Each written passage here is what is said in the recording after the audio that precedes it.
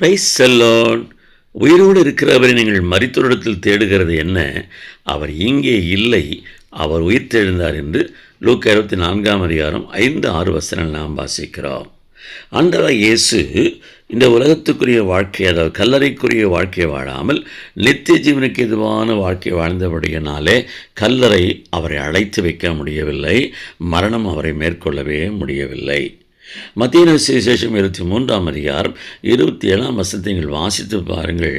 இயேசு வேதபாரர் பரிசேயரை பார்த்து, வெள்ளை அளிக்கப்பட்ட கல்லறைக்கு நீங்கள் ஒப்பாயிருங்கள் என்று சொல்லி, கல்லறைக்குள் எலும்புகளும் சகல அசுத்தங்களும் இருக்கிறதை போல உங்கள் வாழ்க்கையில் பாவம் நிறைந்திருக்கிறது என்று சொல்லி அவளை எச்சரிக்கிறதை குறித்து நாம் பார்க்கிறோம்.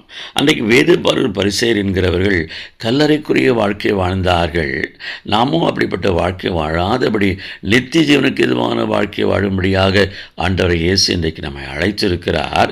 அவர் எவ்விதமாய் நித்திய ஜீவனுக்கு எதுவான வாழ்க்கையை வாழ்ந்தாரோ அவ்விதமாய் நாமும் அந்த ஜீவனுக்கு எதுவான வாழ்க்கையை வாழ்ந்து அவரை பின்பற்றுவோம் என்று சொன்னால், அவர் எவ்விதமாய் மரித்தெழுந்தாரோ அதே விதமாய் அவருடைய உயிர்த்தெழுதலில் நமக்கும் பங்கு கிடைக்கும் என்கிறதை நாம் மறவாமல் அதை பின்பற்றுவோம். கர்த்தர் தாமே இந்த வசனங்களின்படி நம்மை வழி நடத்துவாராக. ஆமென்.